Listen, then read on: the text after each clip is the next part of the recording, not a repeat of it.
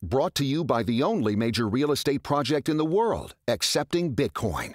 Galt's Gulch, Chile, where you can live and let live, and thrive and let thrive. So welcome everyone to Bitcoin Latin America here in beautiful Buenos Aires.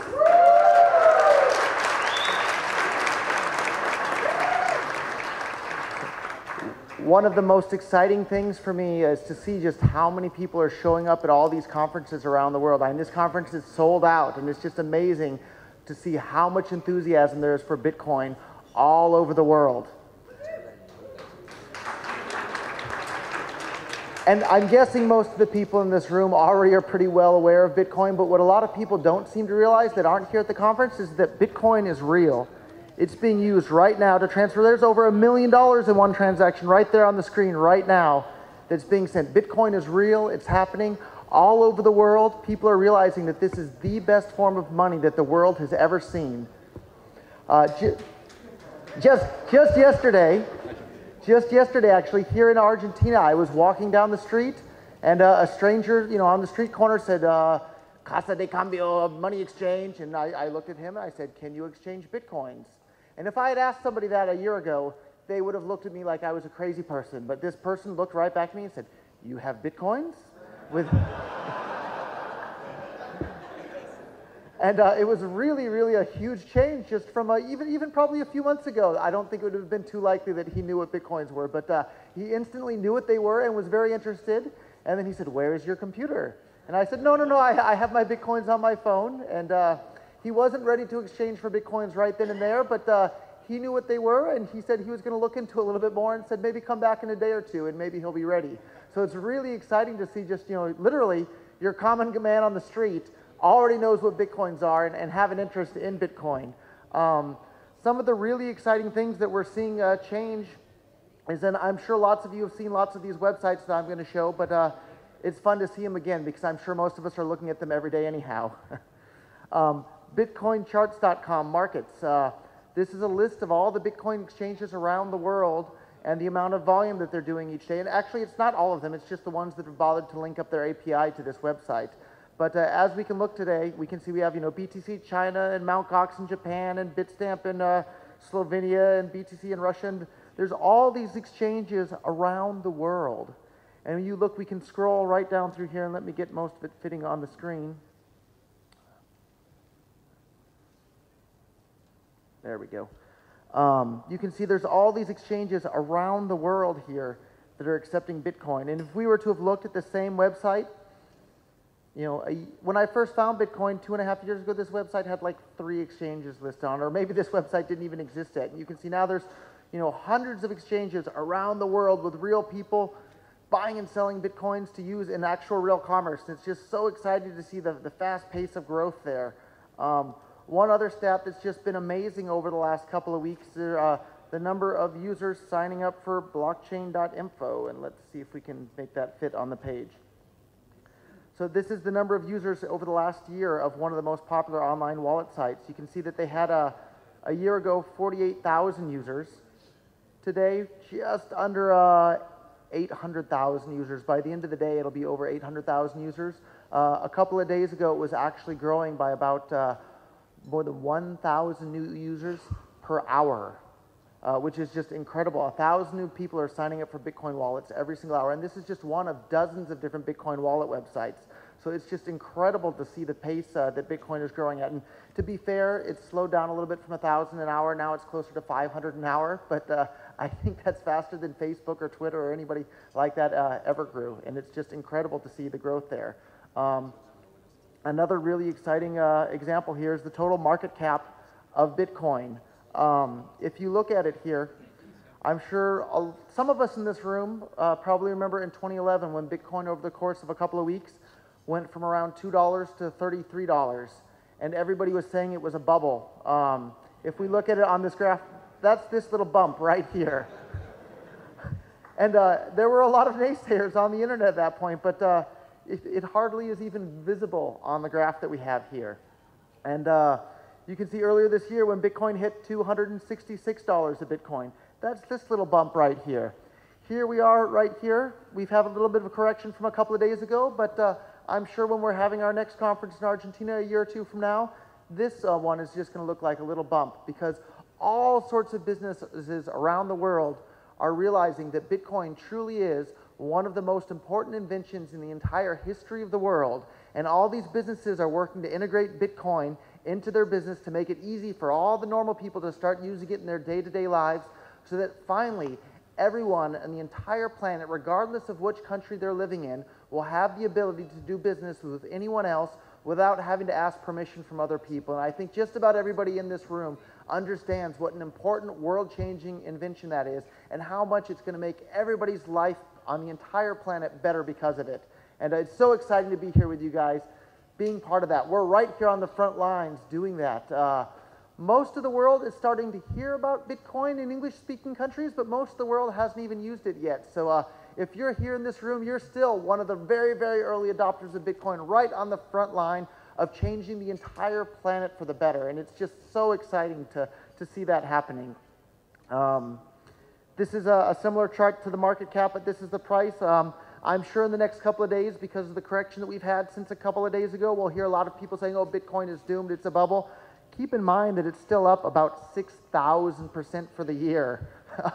I don't think there's too many other assets that have done that this year. The Google search trends here. This is over the last couple of years, the amount of search trends for Bitcoin. You can see it's just getting bigger and bigger and bigger, and more people are paying attention to Bitcoin. The number of people searching for Bitcoin today on Google is higher than at any point it's ever been. And most of those people, when they see Bitcoin and they see the software tools that are available for them, they're going to start using it, because it just has all these advantages over PayPal or Western Union or Bank of America or anything like that. I got to give a little bit of a TV presentation yesterday on Bitcoin, and one person after the presentation commented to me about one of the questions that the reporter had asked me. The reporter said, well, it's so hard to get a Bitcoin. And I think a good reply to that is that it's much, much easier to get a Bitcoin today and have a Bitcoin wallet than it is to open a new bank account. And that just shows how far we've come already. It's much easier to get a Bitcoin wallet and have Bitcoin than it is to open a bank account with the traditional banking system. Another wonderful example of just how far we've come, this is an absolutely fantastic website called coinometrics.com that shows the daily volume transaction of Bitcoin is around $242 million worth of value is being transmitted over the Bitcoin network. That currently ranks Bitcoin ahead of Western Union in the amount of money transmitted each day. And that's just really incredible. And just Bitcoin's, coming up on 5 short years of history, we already transmit more value each day than companies like Western Union. And we're not far behind Discover or PayPal either. And Visa and MasterCard, better watch out, because we're on the way. Another interesting chart that we have is the total market cap of Bitcoin compared to the money supply of other countries around the world. The total money supply or value of Bitcoin is just under $10 billion, which puts us right behind the total value of Croatia's currency and just ahead of Jordan's. And you can see down here, we have Bitcoin, and you can see that there's lots of countries that Bitcoin has a larger money supply than, Kenya and Latvia and Ethiopia and Estonia. And there's lots of countries, yesterday we were probably ahead of a lot of these ones that you see above. And watch out, Bitcoin is well on its way, or whatever other math-based currency is on the way to replacing just about all the currencies you see on this list. When people realize just all the advantages that Bitcoin has over traditional fiat, people are going to want to use Bitcoin instead of those currencies. So it's well on the way to becoming a default currency that people all over the planet will want to use, because it's better than anything else that's ever existed before in the history of humankind. Coinmap.org, this is another really interesting website that shows local businesses around the world that are physical places that will accept Bitcoin. And you can see Europe's just exploding, in just one little area here, 125. And then I'm really pleased to see here in Argentina, lots and lots of businesses are accepting Bitcoin. And here in Buenos Aires, look at this. There's dozens of businesses here, right here in the town that's having this conference, that accept Bitcoin already. It's just incredible to see how many places around the world are starting to accept Bitcoin. If for anybody here who's not aware of the Bitcoin Reddit subforum, this is just an incredible place where people are always talking about Bitcoin. There's currently just under 80,000 subscribers to this subforum, with more than 1,300 people here participating right now. This is one of my favorite places to go and check the news each day, because the most interesting news usually rises to the top. Here's an example of the creative talent that's on this one. So it says, look guys, here's what's actually happening. So Bitcoin is climbing its way to the moon. One example that I'm involved in is bitcoinstore.com that has hundreds of thousands of consumer electronics products available for Bitcoin that ships all over the world. You can see that we have the pricing right there in Bitcoins as the default currency, and then dollars is just a little thing for a smaller font for people that still care about that sort of thing. But the exciting thing about this website is I know firsthand directly that it's done a really good job of putting pressure on existing e-tailers to accept Bitcoin. And I think in the first quarter of next year, we're going to see a lot of the really, really major merchants that everybody in this room has already heard of long before Bitcoin. They're going to be starting to accept Bitcoin, thanks to wonderful companies that are active, making it easy for those businesses to do that. Anybody here that has a friend with a business, refer them to a company like BitPay to get set up to accept Bitcoins in their business. The worst thing that can possibly happen is that they get more orders. So I think most business owners, when they realize that the worst thing that can happen is that they get more customers, they'll be pretty receptive to that.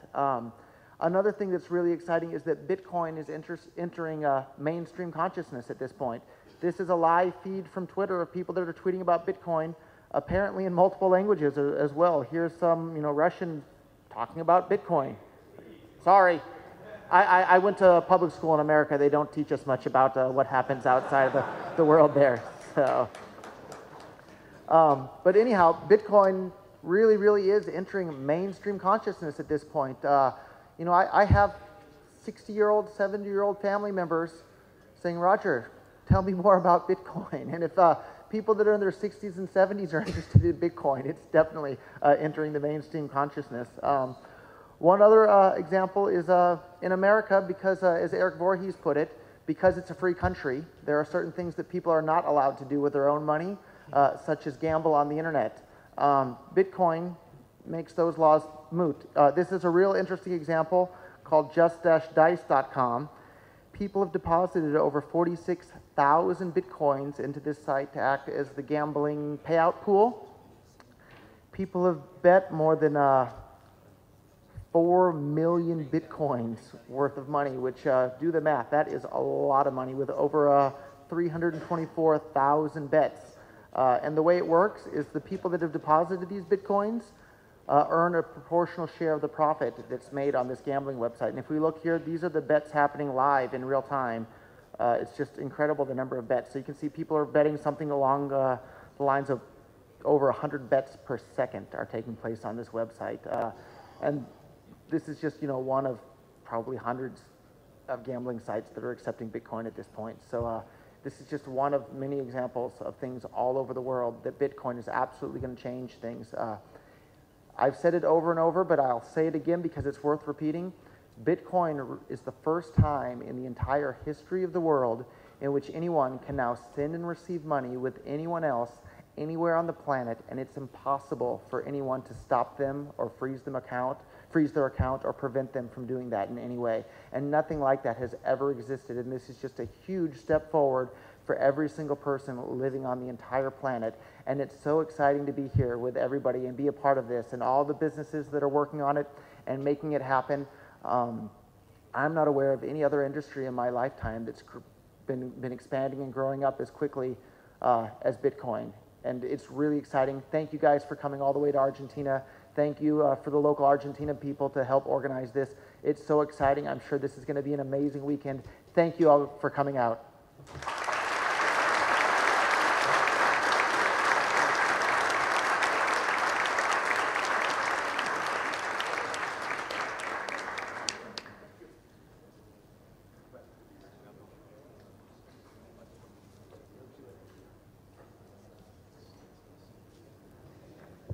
If you want, we can do a quick Q&A with Roger. I mean, that's a luxury to have him here, so. I don't know. Do you have some questions? Questions? Yes. No, you cannot, Jens. No. Yeah, I'm kidding. No. Yeah. Go ahead, please. Okay. That was a very optimistic presentation. I'm pretty optimistic about Bitcoin. And with due reason. Now, 15 to 20 years ago, we heard about this thing called the internet that was going to be the most democratic thing on the face of the earth. And since then, it has been subverted into a tool of tyranny by the NSA. Now, you give us this optimistic vision, and I'm sure there are billions of dollars and very smart people in Fort Meade right now trying to figure out how to break Bitcoin, to control it, to subvert it, to destroy it. How can we stop that? So I agree that people had all this early on optimism about the internet, and it's been subverted from the vision that lots of these people had originally. But I think the internet alone wasn't enough. It takes three things in order for us to use this to advance the cause of human freedom around the world, which I'm sure lots of the early Bitcoin adopters are very interested in that. Those three things are the internet, encryption tools, and Bitcoin. And up until now, we had encryption in the internet, but we didn't have a money that was beyond the control of other people. Now we have that with Bitcoin. So those three things together, I think, can be used as a tool to prevent agencies like the NSA from spying on everybody and all these oppressive governments doing bad things to people around the world. So every chance you have, use Bitcoin in your personal life, encrypt any sort of communication, and not just the important ones. It's important to use encryption on every message that you do, every time. And the reason why is if you only encrypt something that's important that you want to keep secret, that instantly gives the NSA or anybody else who wants to spy on you an idea of exactly what message to look into. So if you're just encrypting all your messages by default all the time, they won't have any idea which ones are important, which ones aren't. So those three things together make me much more optimistic in regards to that. So the internet, encryption, and Bitcoin together, I think, are the real key to advancing the cause of human freedom around the world.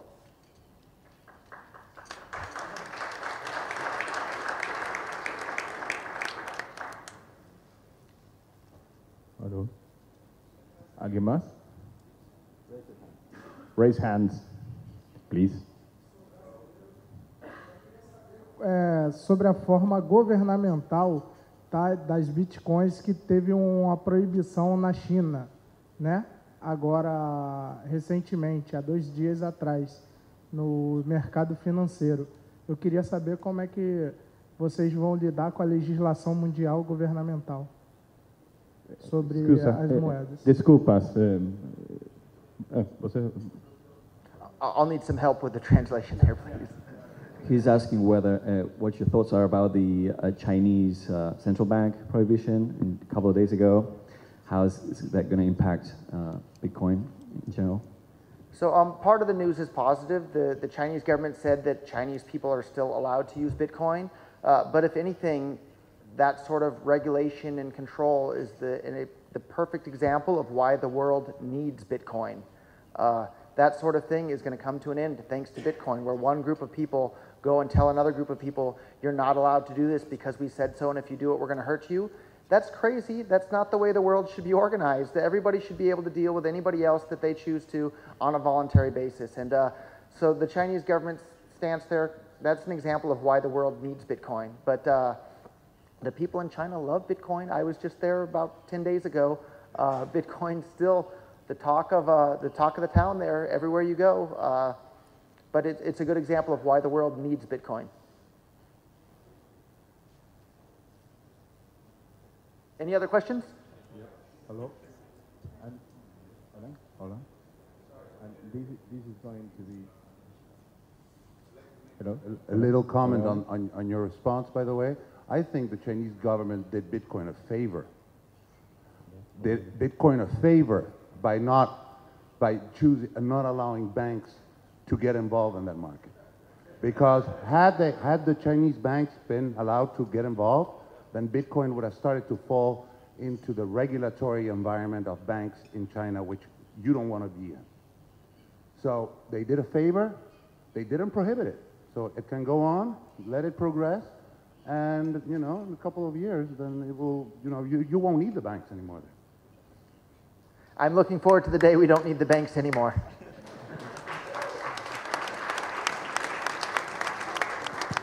Hola.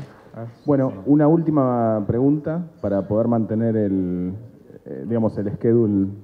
Sí. Two questions. Number one, how much does it cost for the NSA? I'm not an encryption specialist, but how much would it cost to encrypt, to decrypt one message? And question number two, it was already touched on by the last guy. Do you think for the Bitcoin price, I mean, like if China forbids, so to speak, Bitcoin, it's a good thing or a bad thing? Long term, of course.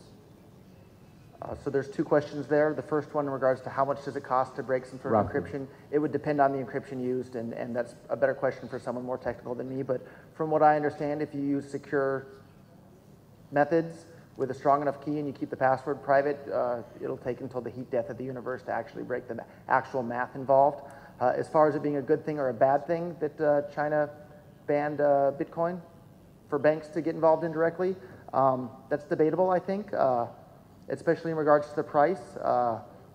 I'm not as familiar with things in Argentina, but I'm pretty sure that in the US, things like cocaine and heroin are more expensive because they became illegal, not less expensive. And the same thing might happen with Bitcoin. It's hard to say. Okay. Thank you very much, Roger, and a pleasure having you with us.